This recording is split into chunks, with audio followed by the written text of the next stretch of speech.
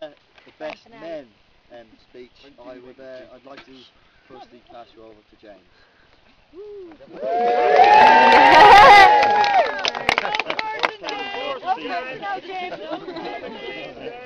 Or smoking.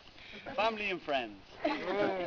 As we sit here in the Tuscan hills, surrounded by miles of breathtaking countryside, it is still the beautiful bride and bridesmaids that command our attention.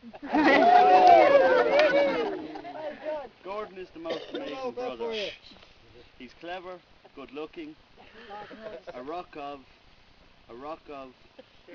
I can't read your writing. What a day, what a place, what weather, and what a service, and of course what a bride. And what a jammy bat. For an occasion. For an occasion like this, the honour of being one of Gordon's best men also brings with it a lot of responsibility. We, like Dad, welcome Sarah into the family. I no longer have to refer to Gordon as our big sister. Being the youngest of three boys, I've always looked up to my older brothers for example. So as is from today, I'm doing a course, starting up my own blog, and only chasing hot English girls. With this in mind, I propose a toast to the bridesmaids. To the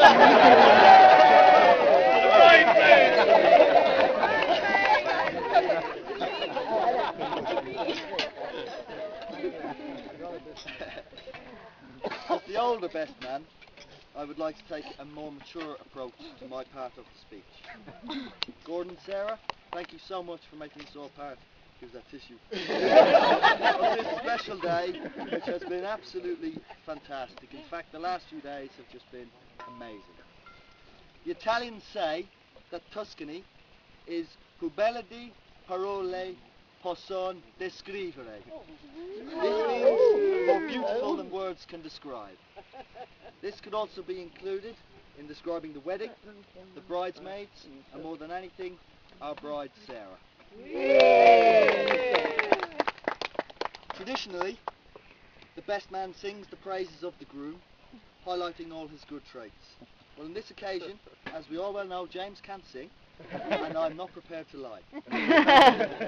So instead of singing, whilst me and James were out walking the hills the other day, we've written a small poem entitled Gordon and Sarah So Far. I'd like to join me, James.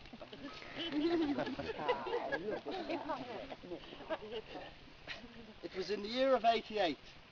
In Ireland there was no bread. The smooch was headed for school and Floody for Holyhead. He landed in Headley Road East and later in South Lake. But Smooch had already moved, so as yet no wedding cake. And so their lives continued until 10 years had passed. On that fateful night in Reading, at a party their die was cast. Their eyes met across the dance floor in a plume of dry ice and smoke. He swept her off her feet, helped by Jack Daniels and Coke. With gifts he started showering her, Gucci shoes and specs. His dodgy jokes and party tricks, Posh had found her becks.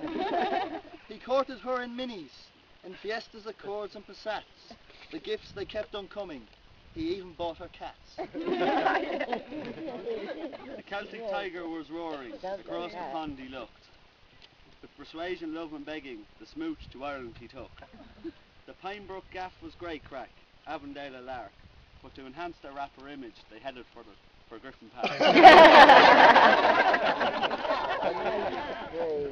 They moved a while to Athboy. Really had to clear a closet. Their commitment now was obvious, because they were saving for a deposit. They scrimped and scraped and lived with James, and when they could take no more, they bought a house beside the Pox, the floods of '44. McKenna wasn't far behind, he whipped up number 6. When the sign went up on 114, the Collie Conways were in the mix. The English and the Irish groups, history books have made some great. The Guildford 4, the Birmingham 6, and now the Lackanash 8. He got a job in Dayon, as computers are his thing.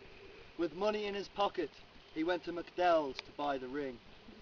New Year's Eve, 5 to 12, the ring won knee the thrill. As we all sat there with bated breath, she said, "Of course I fucking will."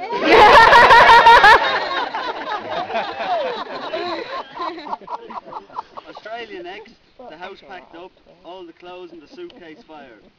Gordon said, "Sarah, give us a hand." She said, "Baby, I is tired."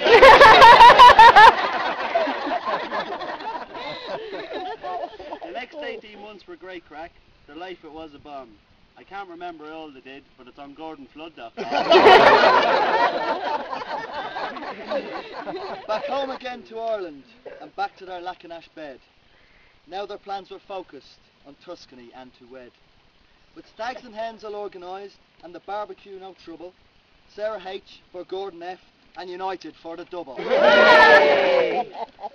here we are in Tuscany, the rings are out of the box. Gordon, you look so handsome, and Sarah, you is the fox.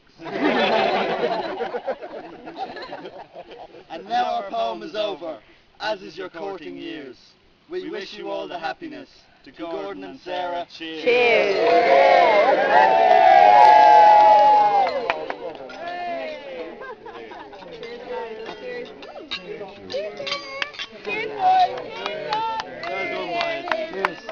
Well done, babe.